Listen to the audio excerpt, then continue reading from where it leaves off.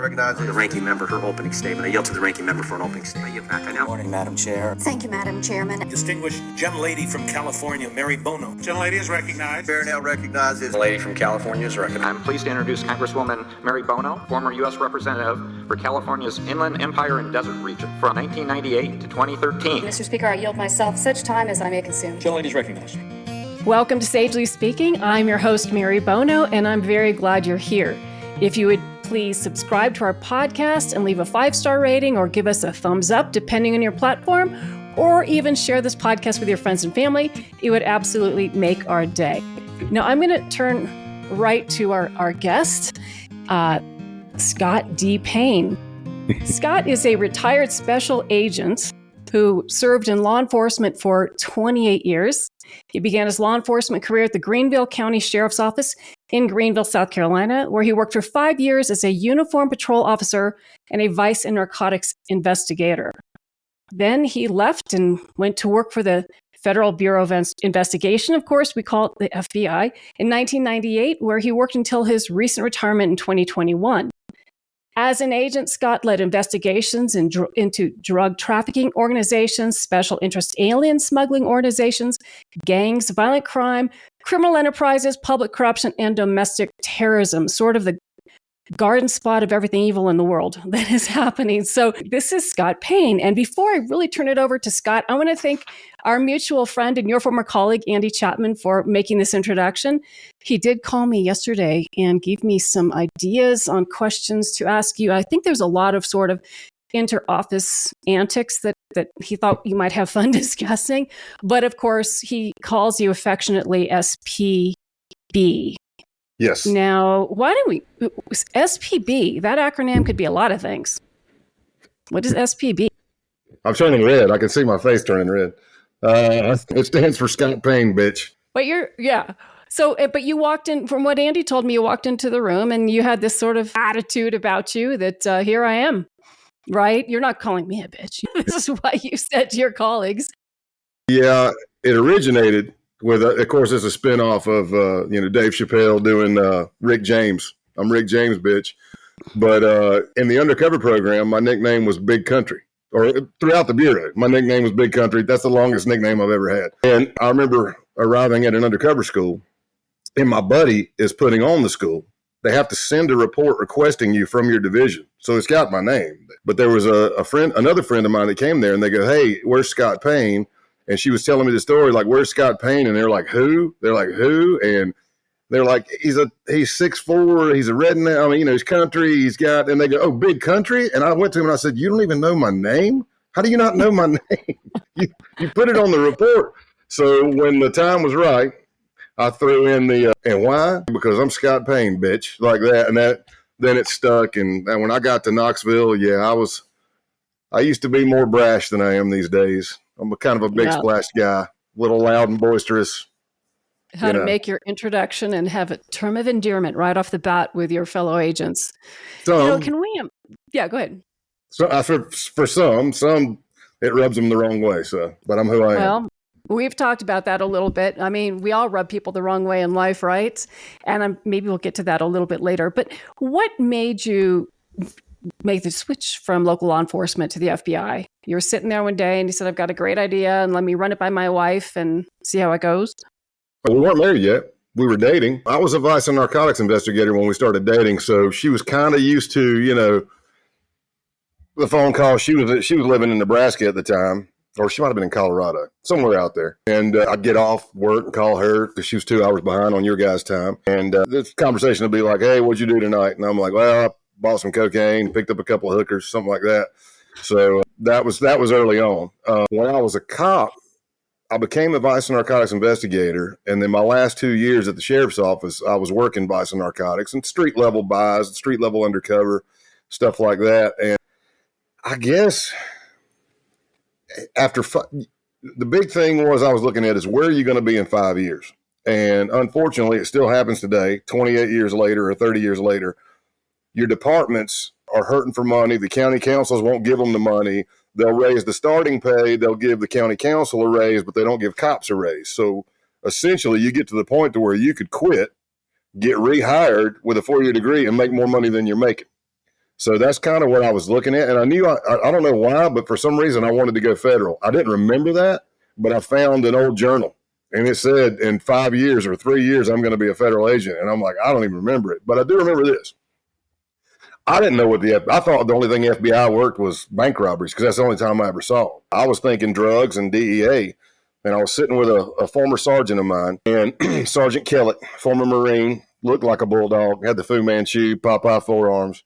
And he says, my nickname then was Kingpin. And he said, you know what, Kingpin? He said, if I was your age and I was single and I had a 4-year degree, he said, I would put into the FBI and I would request New York as my office. And I looked at him and I said, you got to be crazy. I said, what? He said, man, the FBI does all kinds of stuff. And that's when I started learning. Lo and behold, I started the process. I get hired. I didn't choose it. It was like 36 out of 56 on my list. And I got New York City as my first office. So when I went home to pack up my stuff, I kind of chewed him out, told him he jinxed me. We have a date that's in common. 1998 is when I became a member of Congress. And little did I know, 3 years later, we see 9/11 and the attack on, the Pentagon and the world, the towers, the Twin Towers. So that was early on in your FBI career too. Very. Right? Go ahead. Yeah. No, you first. I'm not pushing you around, big country. This is a facade. If you can only see the insides. I was still assigned to New York when the attacks happened. It's just on the actual day of 9/11, I was undercover in San Antonio, Texas, on a foreign counterintelligence, I spy, you can't talk about it kind of thing. But as soon as you could fly, I was on a plane back to New York, and I went right to the command post. My former supervisor, or my supervisor at the time, had become they bumped him up to, he was the acting ASAC, which would be the next level up, assistant special agent in charge. And he ended up running the command post during that whole thing. And I came back and I started going out on covering leads, but my transfer was already starting to take place to get out of New York. And he told me, he said, look, go out here, do what you want. Don't put your name. He goes, if you hunker in right now, he goes, you're going to lose your transfer. He said, go out with the squad, do what you want. But if you got to transfer, go. And so that's what I did. But I can pan right here. That bottom level right there is all the New York stuff. Those are patches, that hard hat and that cheesy mask that wouldn't even pass COVID standards. That's what we were wearing around the site. And luckily for me so far, I don't guess I was around long enough to get exposed to anything bad, but we've lost a lot of agents. And some of them are my friends that developed cancers from working those sites. So it was a bad time. Absolutely. But it brings up something that I think also works in conversation about the border. And that is what is happening at the border, which is terrorism in waiting, in my opinion. But I wanted to ask you, with your career in drugs, I know that you've done a lot internally in the country with drug busts and takedowns and investigations. But the nature of smuggling, how has it changed over the past, we'll say 28 years? Clearly, what years ago was let's just supply illicit drugs to the American people. And it is, I don't know how many, 10-fold, 1,000-fold time worse than that now, because the people who are bringing the drugs across and people across and all of these things across are actually big, large players with big, large design, and then translate that down to the local dealer. He's no longer just your little innocent, not semi-innocent local dealer who's just trying to make a few bucks. So what are your observations about the changing threat at the border, both drugs, terrorism? What do you think? Boy, we could dive deep into this one. I lived in McAllen, Texas. I was assigned there. That when I finished that San Antonio undercover, as soon as it was done, I don't know if they would have followed through, but what was offered to me is I could pick it's basically a satellite office. You have your headquarters city, which San Antonio would be the headquarters city, but you have resident agencies outside of that, which would be McAllen, Brownsville, Laredo, Austin. I'm trying to think of what else is in there. But I picked McAllen because I was also looking at some point to make it back to the Southeast, and they had a transfer policy for working in hard to staff places. But I also wanted to work dope, and I wanted to work. I didn't I'm a workaholic by nature. You can ask Andy. We are cut very similar cloths. And I went down there. So I worked that for 6.5 years. And that's really where I became a case agent.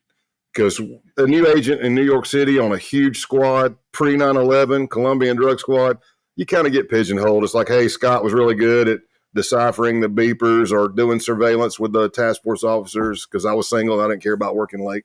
But you get down to the border and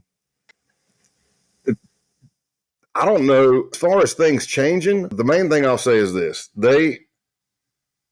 If the demand changes, they change what they're putting out, right? Supply and demand, simple, business economics. Because I remember, for example, when I switched from the criminal, which is pretty much all I ever worked, criminal enterprise, which would be gangs, La Cosa Nostra, the border, whatever, transnational organization.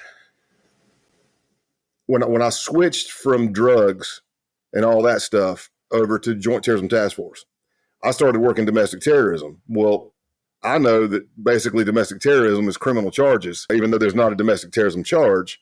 So I opened up a case on Aryan Nation, several cases. Me and a buddy of mine, I parlayed off of him. He had already had some cases going, and I kind of jumped on his coattails. And what I'm trying to say is, I started interviewing people, and they were dealing in ice, crystal meth, but it was all coming from Mexico now. So the whole shake and bake, which is what they'd call the guys and gals cooking it in their trailers or cooking it in the trunk of their car, those days were over. You were getting crystal meth, at least in our region, through Atlanta and north of Atlanta. And you're interviewing people and they're like, hey, so in the dope game, let's just say, for instance, let's say an ounce of cocaine is $1,000. Then heroin might be a little bit more than that. Ice might be a little bit lower, but it all kinds of hangs around that $1,000 at the time I'm talking about. And I'm interviewing people and they are opioid addicts, heroin addicts, but now they're on meth. And I'm like, that doesn't even make any sense. It's not even the same high.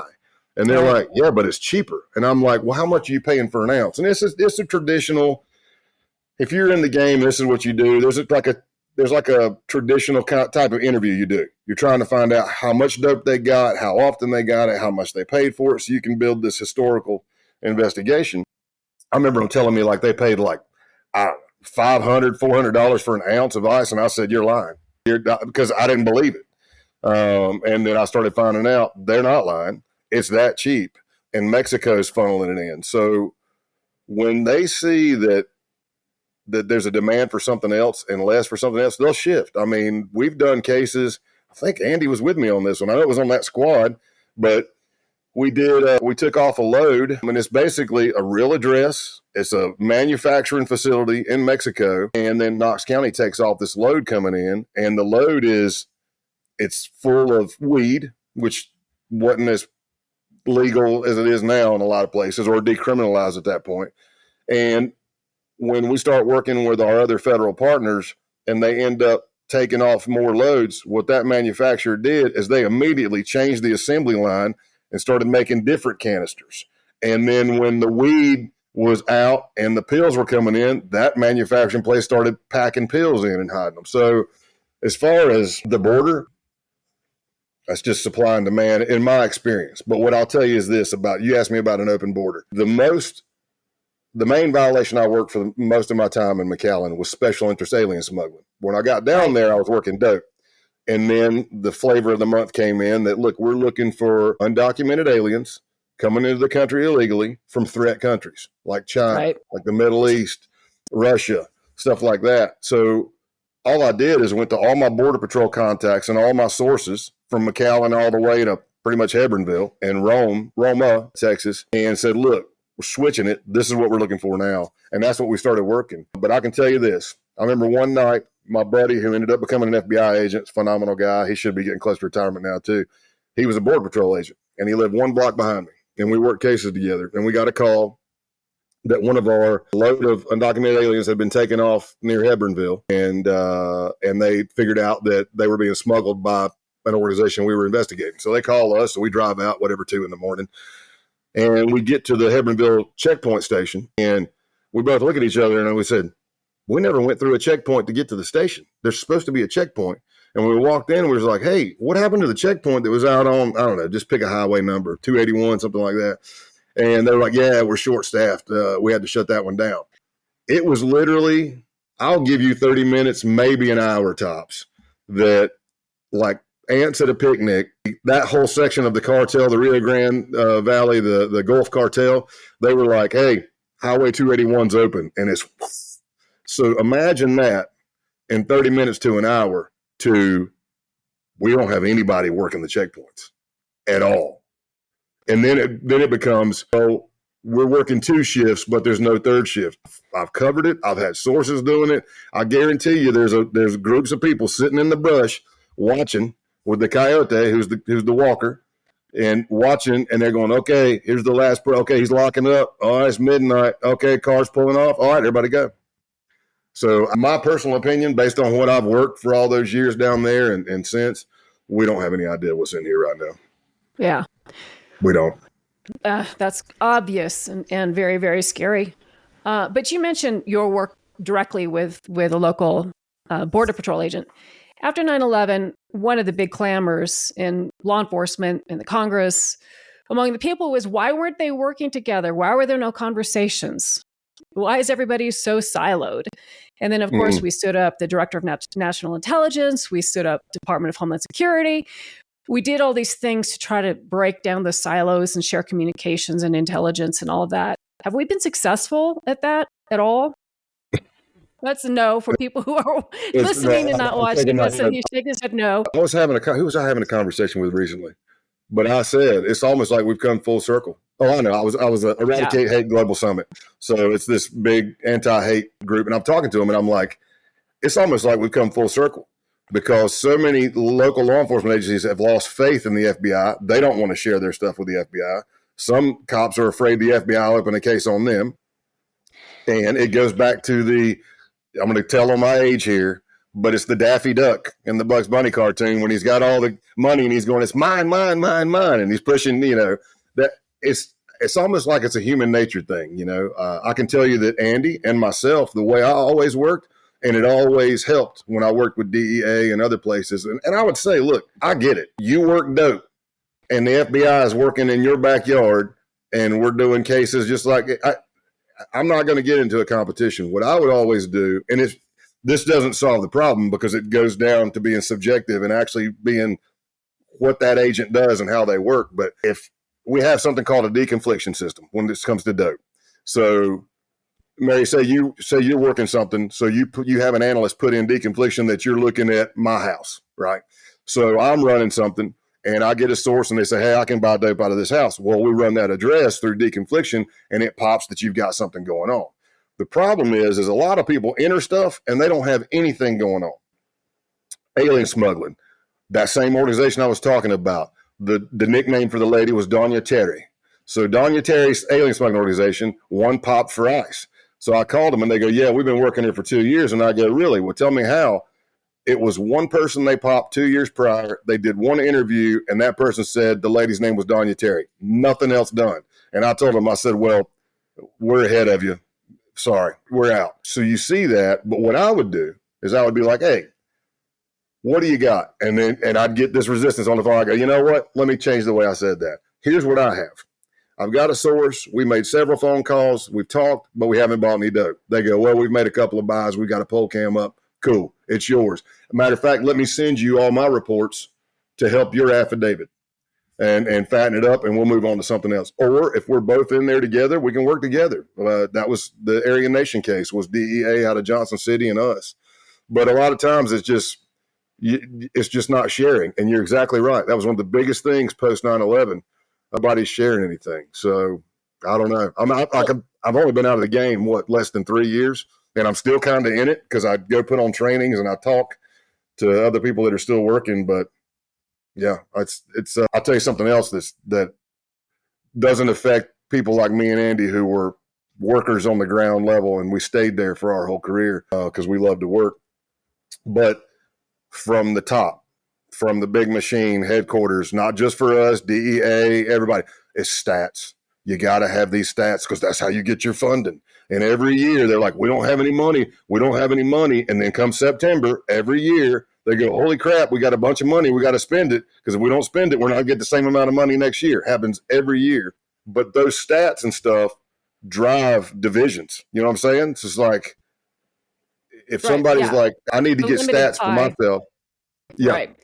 We're dividing a pie in multiple ways, and people have to sort of make sure that they're the top dog when that fight happens in the Congress. But you mentioned something, and well, let's talk. So you combine the porous border, combined the siloed federal law enforcement agencies and local, and then throw on top of that the division of the American people.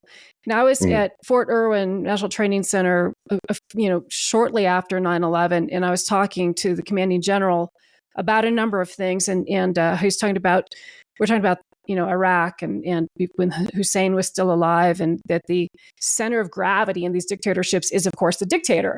And I asked, somewhat naively, but I admit that questions are good. I asked him, well, what is the center of gravity for the United States? And he said, that's easy, the will of the people. So now you combine the border, silos, and the internet, and this divisiveness again amongst the American people. Isn't it a perfect storm of... Yeah, so somewhat of a tangent. I'm going off on the domestic terrorism side. And we can get into it later, or if you want to, or whatever. It's a lot in my book, but the white supremacy movement, for the most part, has all shifted to what they call accelerationism. Let's go into that a little bit, Scott. Yeah. Yes. So it's way more dangerous. And I had to learn this by infiltrating. I didn't know. I'm like, what do you mean acceleration? What is this? And essentially, this is what it is. They don't believe there's a political solution to save the white race. They believe that society is going to collapse either on its own or from man-made events, and they want to speed that up. In other words, for real, and this is in the book, one of the guys in the group that I infiltrated, I say, well, I was in the undercover, but it takes a village, right? Right. But he tells me, he goes, hey, I voted for Hillary. And that shocked me, because I'm like, we're neo-Nazis. It's all Hitler. It's all, why would you do that? And he goes, think about it.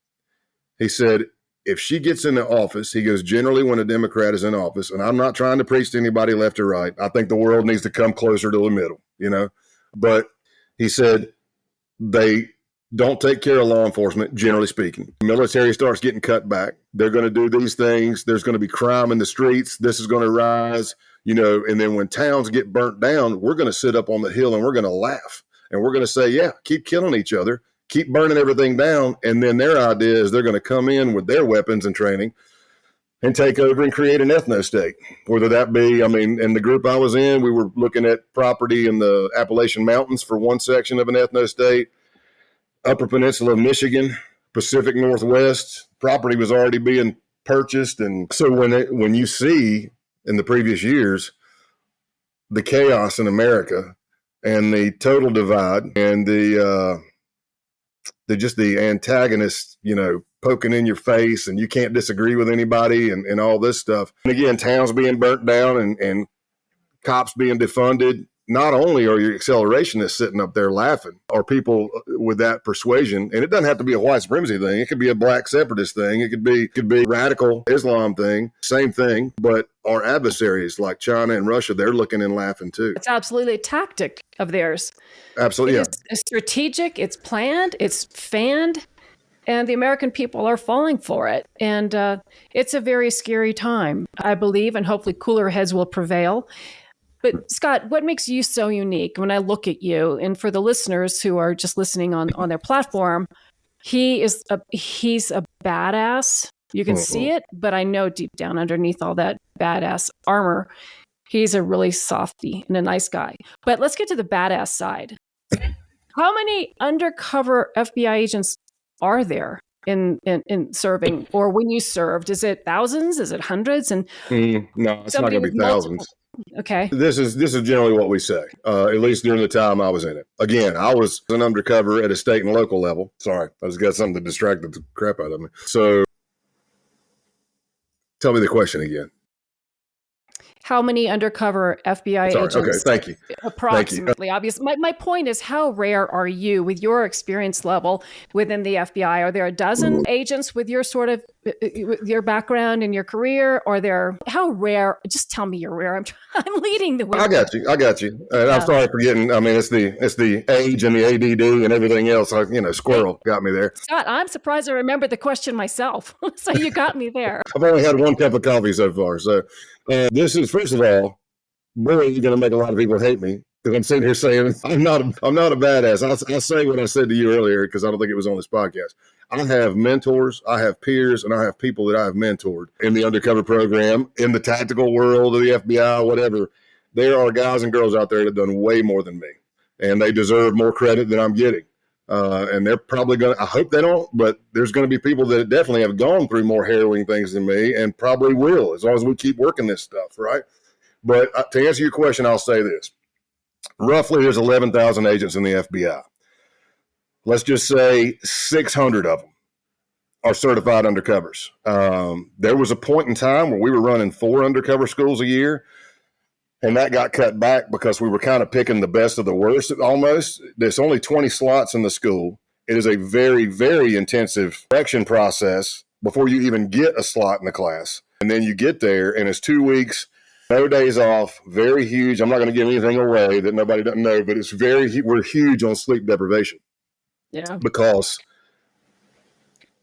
we want you to see what it's like to be physically and mentally exhausted and still have to do these undercover scenarios. And we want you to see it, and we want to see how you do in it. So, in other words, in tactical world, we say, look, you bleed on the range so you don't die in the street. Well, that's kind of what that school is. We're doing this, and it's so strict and so hard, as knock on wood, we've never lost a certified undercover in the street. So let's just say, back to your question, you got 600 people in the FBI that are certified as undercovers. Then you ask the question of all 600, how many of you have been the primary undercover on one undercover case? And hands go up, and you go, okay, well, it dwindles down a lot. And then you say, how many of you have been a primary undercover on more than one but less than 5? And then it really dwindles down. And when you say more than 5 and less than 10, it gets down to, roughly, I would say, you're always going to have new people coming in that are picking up the grabbing the baton, so to speak. And they're trying to make a name, and they do good, and they're starting to get known and get involved in the program. But a lot of people get certified and they never do anything, or they don't get picked for whatever reason. When you get to that 10 mark and plus, somewhere in there, it's going to get down to about 30 to 50 people. And we all know each other, at least during most of the time I was doing it. There's definitely not going to be more than 100. But the ones that were active, we knew. And for instance, when I was in Knoxville on Joint Terrorism Task Force, I was also the undercover coordinator. And we had an undercover platform case off of our squad. I won't get into what it was, but if it's domestic terrorism and we're looking at racially motivated violent extremists, and we're online and we're chatting with them, and then the bad person goes, hey, that's awesome, dude, I need a bomb. Just something that crazy. Well, now I'm looking, okay, I'm busy, or it's somewhere else, or, I don't get to do all of them, nor did I want to, but I have a group in my phone, and I can go to that group and text that 10 to 12 people and say, hey, it's country, we got a hot one. If you can't do it, don't respond. If you can, this is the town, these are the dates, let me know if you can do it. You get responses, but it's always that same group, mostly. You go to the UC school, and, the black militia scenario was all the black, guys and girls. The biker meth white supremacy scenario was all the white people, But I will say that the undercover program, for the most part that I was involved with it, maybe not so much here towards the end, but it's one of the most diverse groups I've ever been a part of. So it was awesome. Love everyone. Now you've infiltrated numerous groups, numerous gangs, or other criminal organizations. How long does that last? And is there a difference? You talked about the training, and as much training as you can possibly have when the scenario becomes real. It seems that there is something like, whoa, training was good, but not as good as this experience, or not as terrifying as this experience. You're crossing that threshold. And, I'm married to an astronaut, and he talks a lot about when he was in the simulators and what that was like. And then actually when he really launched, no simulation, no training really gave them the full experience of what it was like. So is there a moment like that too in the undercover work that you've done? And Sure. yeah. Especially in the beginning of your career. I never got lax. I don't like to get, because that's a kiss of death for law enforcement. Even if you're a uniform patrol, you get lax and like, oh, this alarm goes off all the time. I'm just going to roll up. And then that's the time that there's actually somebody in the store robbing it. I try not to get lax. But as I got older in my career, you just know your personalities and you become more well-rounded as an agent. This probably a lot of people that disagree with this in the undercover program with me, I'm sure, but I don't think you can be a great undercover without being a good case agent. You need to understand what it takes to build a case, work with the United States Attorney's Office, gather that evidence, and finish the job. Do the reports, put it together. You're working with sources, all this stuff. So, yeah, I don't. But you had some pretty terrifying moments in your career. For me. So training is different from the real situation, a gun to your head, whatever the instance might be, which is far different than the training situation. Although I know how far they can go with putting sheer fear into a person during a training. But I'm not trying to get you to reveal all of the great stories you're going to share in your book, which is coming out in spring of 2025. It's called Codename Pale Horse. But I want to get as much out of you in this podcast as I can to encourage people to buy the book and learn what the life of an undercover FBI agent really is like and what people like Scott go through every day to keep our country safe. So tell us, you did some serious things. Your friend Andy, my friend Andy, has said some things to me that of things that you experienced. And I don't know what you're willing to share, but and then we'll get into, Andy wanted me to ask you about the pill mills that take down the pill mills and just opioid specific work in Appalachia and all that. Yeah. But right now, how do you go infiltrate somebody, live that existence for a pretty good duration of time, live in that? And then my second question, and if hopefully I remember this if you ask me what I asked you, but my second part of that question is, don't you have to bond with some of the people you're infiltrating? And how does that work? You're undercover. Your goal is to take them down for their criminal activities. But fill me in on this. Because I've got ADD, I'm writing down the bullet points there. At least they told me I think I've got ADD. I haven't been diagnosed with it, but I'm pretty sure I do. So first of all, the book, Codename Pale Horse. This came about, I never wanted to do a book.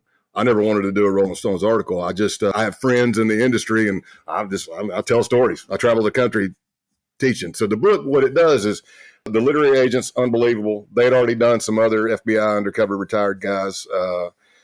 So it was an easy pitch because I'm like, it's a legacy for my family. And I'm doing the same thing I do when I go and speak at a conference. I'm telling you the stories and the good, the bad, the ugly, the things that I screwed up on, things where I messed up, things where my marriage almost went away, things where I don't know if I'd have been killed, but there's been some pretty scary moments. But what the book does is I've read a lot of other undercover books. I have some favorites. I have some great, I call them mentors, but sometimes they say they're peers now, but I disagree. And they're going to do blurbs on my book. Great undercovers. But I don't like reading an undercover book and they talk about their case agent stuff. I'm pitching Andy right now. I'm like, look, when all this is over, we could do a case agent book and we could do it together. It might not be as big as the undercover, but like the whole opioid case. The first chapter is basically a synopsis of me growing up, my background, the first time I think I did my first undercover, even though I didn't realize that's what was happening at the time in high school. Second chapter is me as a cop becoming vice narcotics investigator, some pretty scary street level stuff where you almost get found out, on the street corner. And then from that point on, chapter 3 and on is all FBI undercovers. It kind of, the way that the greater minds in the literary world wanted to do it is kind of the bookends or that white supremacy accelerationist case, because that's kind of the last big one I did. I was involved in some other ones, but I don't talk about them because I don't know if they're still ongoing. And that's kind of like, it starts with that and it ends with that. And all in between, you get to see the journey of how I basically became Pale Horse. You learn from one thing to another. In one case, you end up getting stripped in a basement at gunpoint and you're wired to the hilt and they almost find it. Scary, frightened at that time. Some weird stuff was going on. You don't sleep. And then fast forward 3 cases later and you get wind from a source that somebody's coming to your house because they think you're an undercover. They think you're a snitch or a fed. And when they walk in my house, what did I do? I did the same thing that the outlaws did to me. They come in the house and I go, hey, before we do anything, I don't know you and you don't know me. Take all your clothes off. I want to make sure you don't have a wire on you. And the dude looks at me like, what? And I'm like, hey, just so it's not weird, I want you to know I'm not a cop. I peeled my stuff off. Look, no wire, we're good. See, and that's how you learn from one thing to the next. But you talk about, I did hear some unbelievably great things about your husband. So I will say this. I'm sure his training, because I've gone through like SWAT and tactical and WMD and all this, those are hard too. I'm sure he went through a lot more, and he went to outer space. I'd probably nut out. If you stuck me in a room by myself and locked the door, I'd probably nut out. That's just not my bag. Yeah, I get it. But there's only so much you can do in a 2-week school at the undercover school. So in the undercover world, unless you go back to the school and you role play, and by role playing, you're working your skill set. You're getting reps in and you're going back and forth with people. And whether you got a gift of gab or not, you work on your skill set and what's good for you. But for instance, in the book, there's a scene where I said, look, if anybody says this is tradecraft, I'm going to tell you you're full of crap, because the undercover school at the FBI didn't teach me how to fake a cocaine test. The certification school I did at the state of South Carolina didn't teach me how to fake a cocaine test. I had to figure that out on my own, because I let a target. I say I don't like to get lax. I guess I was unassuming, because it's a game of chess. Whether the person doesn't have any teeth, it doesn't matter. It's still, they're smart. Here's my thing. Don't underestimate anybody, is what I'm trying to say. And I found myself on the couch, leaning back on the couch with a red bone hound in my crotch, growling, getting ready to bite me, while the dude's sitting in front of me, right in between my knees with a sawed-off shotgun, double barrel, hammers cocked back, sitting next to him going, if you're not a cop, do it. If I find out you're a cop, you're dead. And he has an open bag of cocaine in my face, and I'm leaned back as far as I can go. Now, in my head, the first thing I'm thinking is, I can't believe I let this guy put me in this situation. I can't believe it. I should have known better. But how do you get out of it? And I got out of it, Yeah, there's things like that for bonding. Yeah. Now, I'll say this. This is the way I was taught, and this is the way I did my undercovers. I never stray far from who I am in real life, because let's just say, generally speaking, if you go deep undercover and you're pretending to be something that is very different than what you are, one or two things is probably going to happen as that thing goes on and on. You're either going to slip up and get caught, or you're going to become it. So I'm always Scott, the jovial country guy. I may or may not have kids. I may or may not be married. I may or may not be a musician and singer. I may or may not have played D1 football and all the other stuff. But you can bet I probably ride motorcycles and I lift weights. And that's me. And my sense of humor, me personally, if I wouldn't have been able to find something to laugh at in a lot of these cases, especially the long-term ones, I wouldn't have been able to. I wouldn't have enjoyed my job, Now, the only time I change that is if it's like a murder for hire, or what I call a closer. Like if you're the bad person and you want me to provide you with a bomb or a gun or a grenade or something, on those, they're usually short anyway, maybe 2-3 meets tops, but I'm not there to build a rapport with you. I'm not there to be your friend. I'm supposed to be a stone cold killer. That's about the only time I changed. Yeah. So training, again, in the tactical world, you come out to the range, we're running drills. We're running drills like your husband, going through the training and all that stuff. We're running it almost like a simulator, right? We're doing force on force, which is real Glock. It's a Glock 17T. It shoots a 9mm marking cartridge, so it hurts, and we use those for training. And again, bleed on the range so you don't die in the street is kind of the thing that we would say. But in the undercover world, you have to do what ifs in your head, or go back and role play. Or you go out with your other undercover friends when you're in town for something together, and we go out and just say, what are we tonight? We're boat salesmen. Okay, great. I know nothing. And just start BS just to work on something, and then find something real, because the bottom line as an undercover is you have to look real. And I took this line from a buddy of mine who I helped certify, But he the way he worded it, I was like, that's exactly right. He says, you want the bad guys going to bed at night going, that was a good day. You don't want them laying in bed going, something wasn't right about that. You want it to, so you need to be as real as you can be. We'll continue with our interview in a moment, but first I'd like to thank my sponsors. Lucy Pet Foods is the leader in gut health. Their formulas for life feature prebiotic, balanced fiber that nourishes your dog and cat's total health. Every purchase helps support the Lucy Pet Foundation, a 501c3 charity helping animals. Save 15% off your first order and use the promo code SAGELYSPEAKING, all one word, and you will get free shipping at lucypetfoods.com. If you're committed to tackling the opioid and addiction crises, then you need to be at the 2025 RX Summit. Use code SAGELY, that's SAGELY, for an extra $100 off. Join top experts and professionals as we share strategies for prevention, deflection, treatment, and recovery. Don't miss this chance to be part of the change. Head over to rx-summit.com to register now. That's rx-summit.com for an additional $100 off. And a thank you to Mothers Against Prescription Drug Abuse, driving solutions to prevent drug abuse and overdose deaths by focusing on prevention through education and awareness. Go to mapta.net for more information. And now, back to our interview.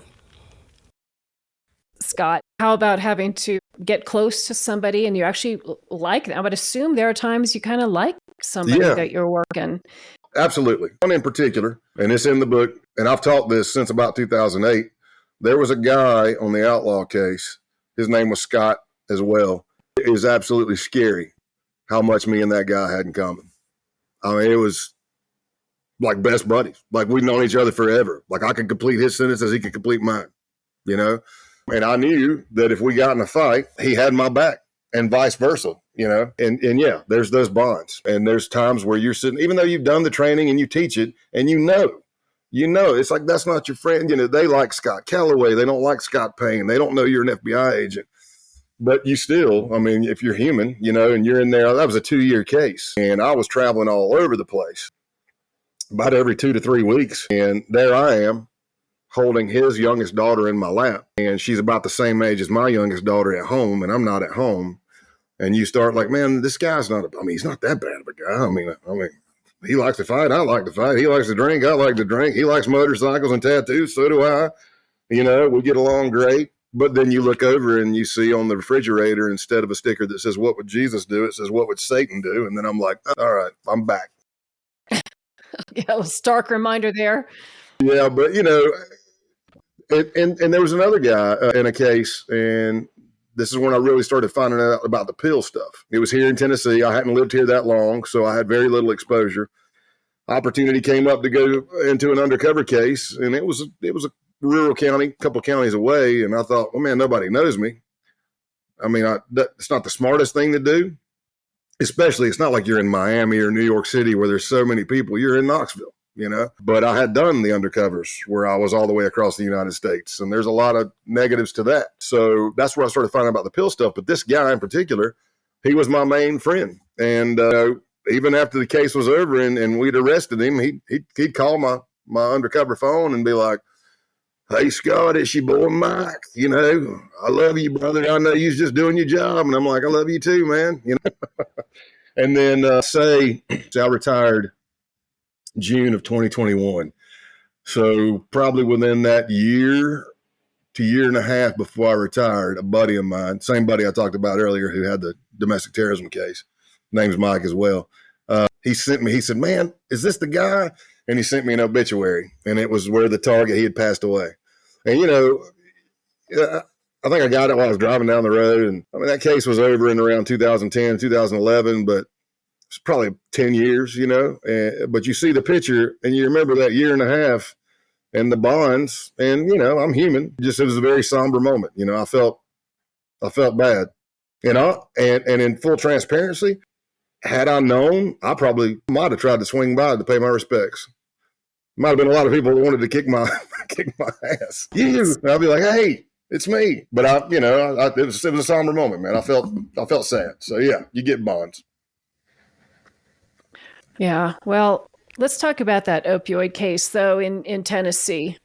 that Yes, ma'am. you and Andy did. I know you know, because I know you did your research on me, as I would expect you to have, that I've worked on the opioid issues since about 2007 and 8, because I saw this was largely preventable. I saw this was a nightmare about to happen. It was happening in my congressional district, and it was a lot of it would have been preventable had we woken up sooner and done what needed to be done. So I still care deeply. I still talk about these issues all the time.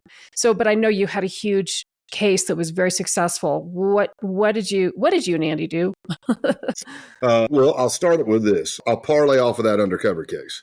I'm on that undercover case in rural Tennessee, and I wasn't familiar with the pill epidemic. I didn't know. And I remember picking up a possible target, and he's just pouring sweat. He's like, man, I'm sick. And I'm like, well, there's a Rite Aid or whatever, CVS, whatever. I said, let me pull it. Let me get you a Theraflu or Alka-Seltzer. He goes, no, man, I'm pill sick. And I'm like, what the hell is pill sick? I'd never heard of it.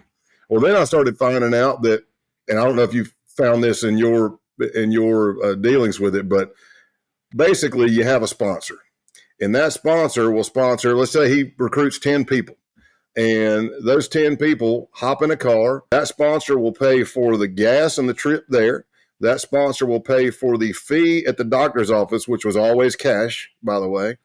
And then that sponsor will make sure you get to the pharmacy to fill your script. And either the sponsor's going to get half of that script, which is going to sell on the street and trade for other things. Or there were people that we encountered that didn't even use the pills. They just went because they got paid $1,000 a month to go get their pills and hand them all to the sponsor. But what we found out is that in that case, it's probably like 4 groups that we identified that were going. But the case was a public corruption case, so we didn't turn it into a pill case. But I bought boatloads of pills and traded nefarious things for boatloads of pills. And I wish I had the sense that I got once I got to work with Andy, because we would have arrested a lot more people on opioid stuff. But either way, that's where I started learning about it. And what those people were doing is they were loading up, I'm talking a piece of crap car that if you or I were driving it, we wouldn't make it 2 blocks, but they make it all the way to Fort Lauderdale. And Fort Lauderdale was the Mecca. Broward County was the Mecca. And they would go down there. And at that point in time, they had no way to track the people getting pills and anything else. You could go to the doctor's office, pay your $350, get a script full of, oxys, roxys, whatever it was at the time, Opanas, half moons, what do you want to call them? And they would walk out and under the same roof as a pharmacy, and they would fill it. And then they would drive right down the street to another doctor, call it doctor shopping, go to another doctor, because there was nothing keeping track of it. So during that time, we were already reaching out to DEA in Broward County and asking, the drug diversion agents and stuff like that. And they finally started cracking down. And when they cracked down, specifically, there were 2 brothers. I think it was called American Payne Clinic. They had like 20,000, 40,000 square foot facility. They had an octagon upstairs. They weren't hiding anything. They were driving Lamborghinis, Ferraris, and they got popped. Well, now I'm on squad 4 with Andy. And we started seeing these pill mills pop up. And throughout the investigation, what we found out was when they cracked down in Florida, those people funding that, which they're, Italian, I'm not saying it's mafia. I don't know if we ever confirmed it or not, but, there's that kind of ties. And they're funding these things. They started looking and seeing, okay, from all of our out-of-state plates, where are we getting most of our clients from? And it would be southern, eastern Kentucky. And it would be East Tennessee. So they started moving up here. And hang on, what we saw is that those people running those pill mills said, well, we need to move further north. I think they did a stop in Georgia. It didn't work too good, we found.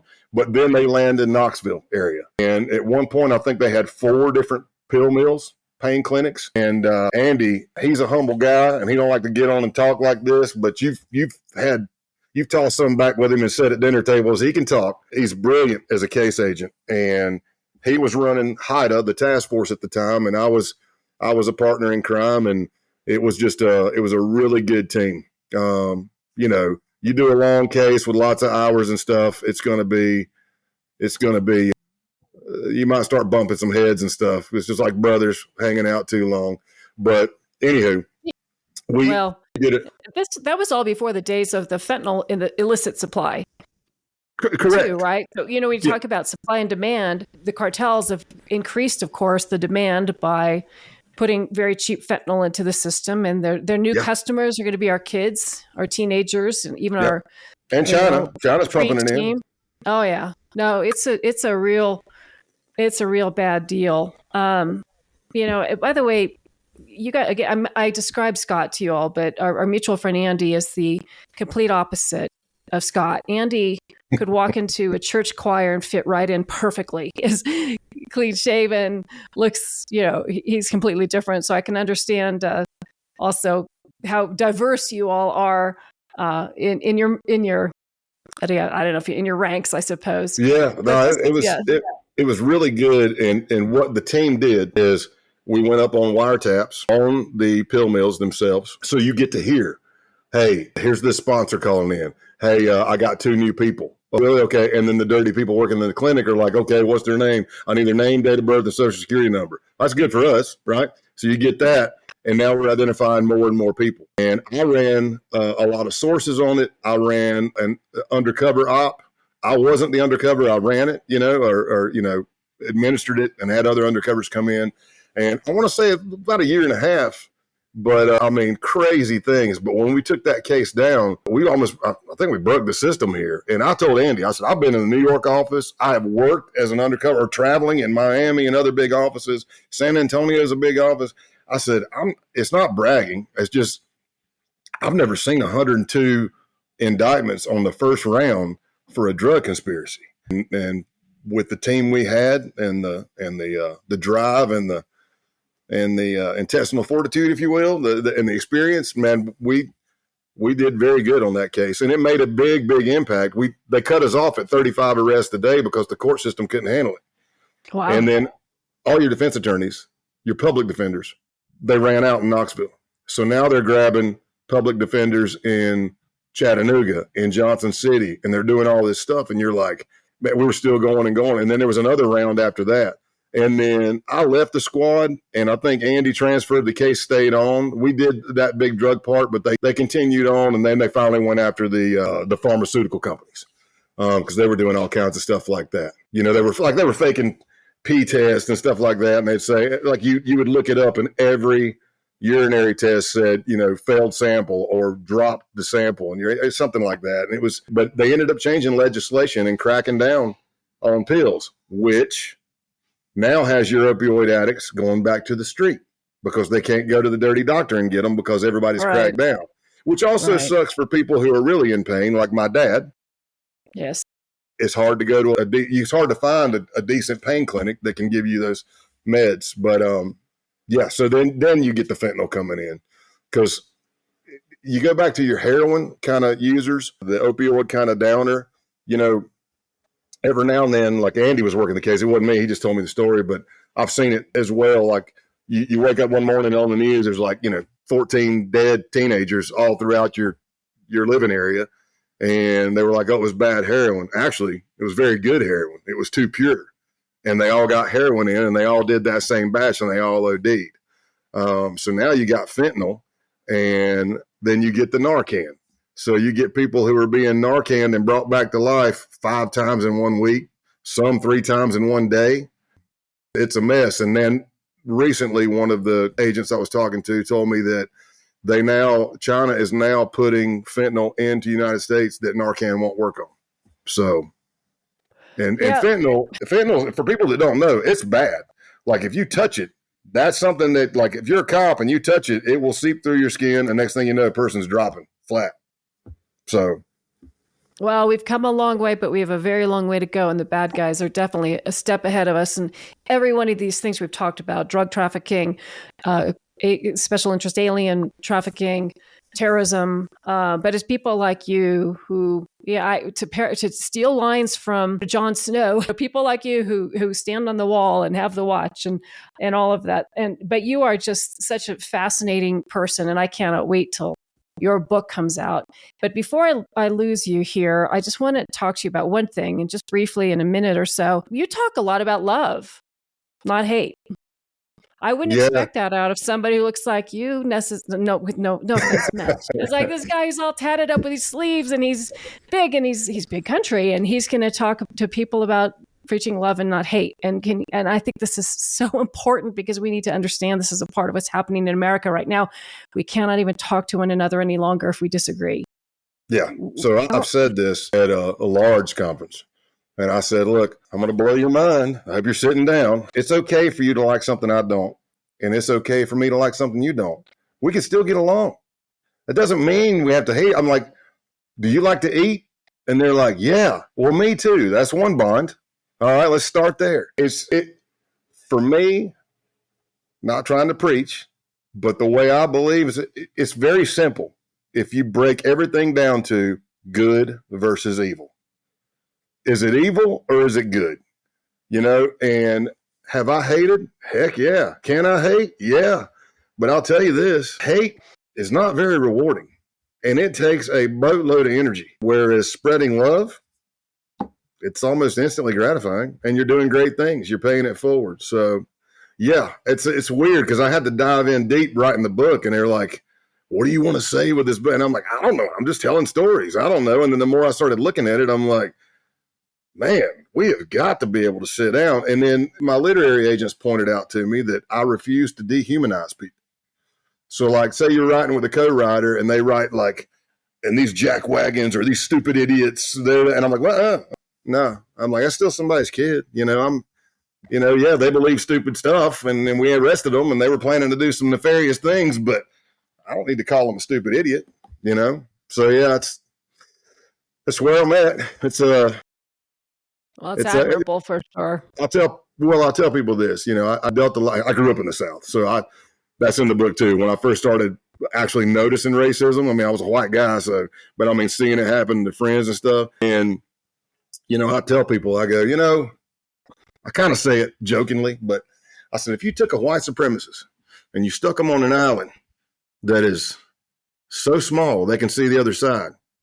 And let's say it's a white guy, and you put, I don't know, a gorgeous black female on there. Or if they persuade the other way, a gorgeous black man on there. I don't care. I think human nature will tell you and show you, if we could do that and watch like a Truman Show kind of thing from the cameras and see what happens.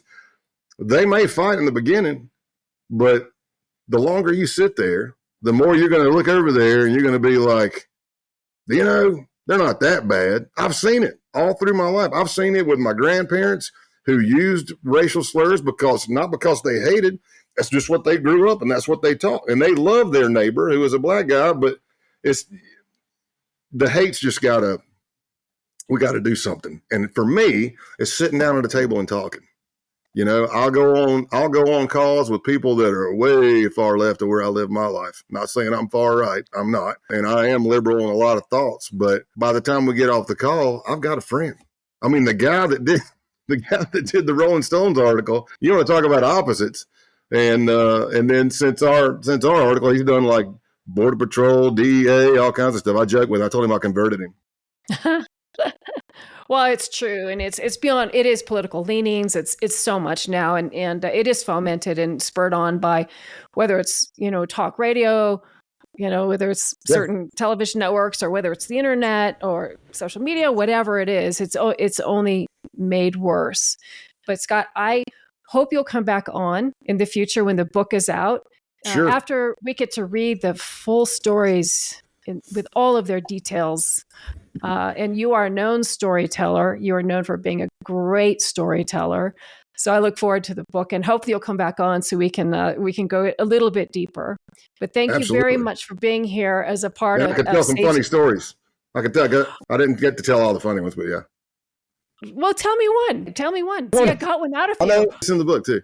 So one of the sources, I'd go to pick him up, and all we're doing is going and buying pills and trading, stolen cigarettes for something or something like that. So I'd go pick him up, and he was half my size or less, but his voice was way deeper. I don't know if it was the cigarettes or what, but I'd pick him up and we'd be driving down the road, and his ringer at the time was the Bama Lamb song, whatever. I can't remember the name. I always forget the name of the song, but it's like, whoa, Black Betty, Bama Lamb, what's all right? So we're driving down the road, and his phone goes, whoa, Black Betty. And he'd get on the phone, he'd go, what? Son, I told you your daddy's working, love you. He'd get off the phone, he'd say, Dadgummit, Scott, I told him I'm working today. And then, whoa, Black Betty. He starts turning red like Chris Farley. And, he's like, what? Sissy, I told you your daddy's working, love you. Scott, I swear I can't. I told him, I said, dude, you can talk to your family. We're just driving down the road. We're not, is it really work? Are you really at work? We're just going and buying dope. I don't know if that's a job. Is that a job? I don't know. But yeah. And then about 2 days later, I said, okay, man, you got to change that ringer. So then he changed it to Back in Black. So everything was done. And I'm like, stuff like that. Well, there's crazy stuff with the pill case too. I'll just say this real quick. We would do surveillance out there. And let's just say one of the pill mills was on a section of highway. There's 3 lanes on one side, 3 on the other with a median in the middle. You would watch them get dropped off outside Payne Clinic where a security guard made the people leave the parking lot because they were doing crazy stuff. So they're across the street in a parking lot with a grill, throwing football and frisbee because they're waiting on the patients to get there. So you see them limping in going, oh, I'm hurting so bad. And then they come out, and we got it on video. They come out, and they're like doing the jig. They're waving the golden ticket. I got my script. And they're running, playing Frogger between all these cars across 6 lanes of traffic. You see it all the time. It was crazy. So your brain's just kind of going, no, he did not just do that. Yeah. Well, I'm also thinking if that was me, I'd have been hit by every car that just came down that street because I don't have that kind of luck. But yeah, we saw, we were out doing surveillance on one, and we're like, what are they doing? Are they having sex in the car? And you look at, and then one of our team members swings around so they can see what it was. It was a lady who was being sponsored by the sponsor, right? He's bringing her to get her pills so they can go sell them like I told you. She is so pill sick, she has soiled herself, like number 2. And he's got her pants down over by a truck with the door open, pulling out a brand new pair of underwear that he just picked up and putting them on her and pushing her in to walk her in just so she can get her pills to give them back to him. It's just... it's incredibly sad. And I'm sure you saw moments that were absolutely mind-blowing, but at the end of the day, it's incredibly sad to see somebody get that sick and be used that badly by people who are out to make a buck. And I'll say this, and then it'll be it for the pill stuff for me today. When you're testifying in front of the grand jury and you've got 102 indictments, I mean, we rolled in there with 102 binders, and you're trying to talk to the grand jury, and I explained to them, all the drugs I've been around, undercover, seeing people addicted, withdrawals from opioids is one of the most painful things I have ever seen. I'm talking grown adults screaming in pain, crying, soiling themselves, can't eat, puking. I mean, it's like, oh my gosh, you think they're dying.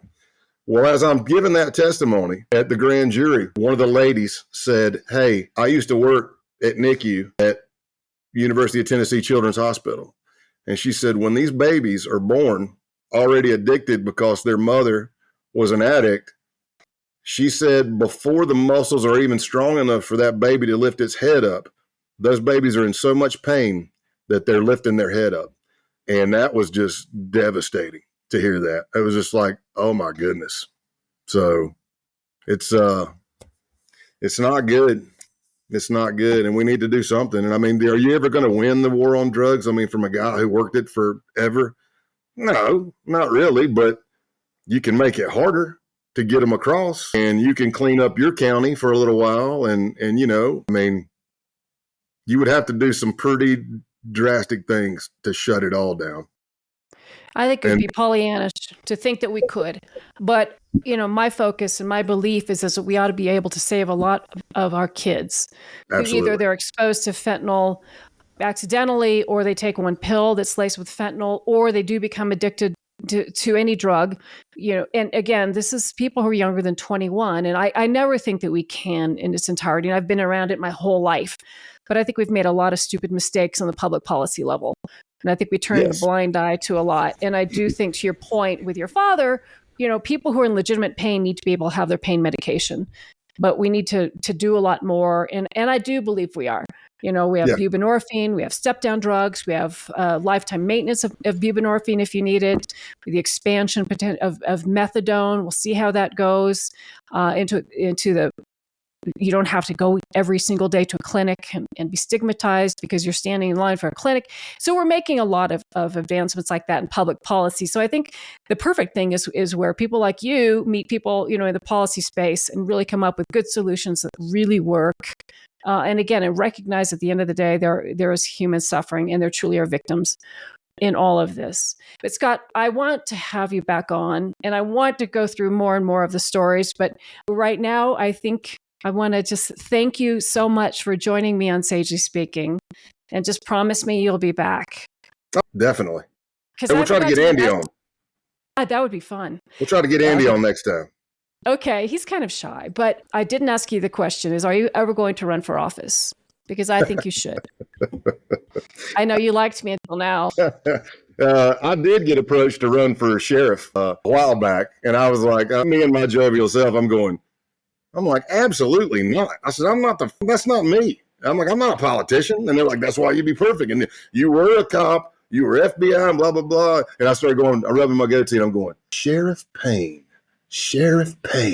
Has a ring to it. And I go, that sounds like no, I'm not doing it. I said, no, I'll work for you. I'll help put on training, but that's not me.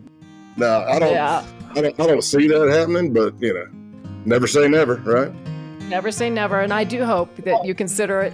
We need more people like you in office, Scott. So I want to thank you once again. I can go on forever and ever and ever, but instead I'd like to have you back for episode 2 and then episode 3. But for now, just thank you for joining us, and I'd like to thank you for listening for my listeners.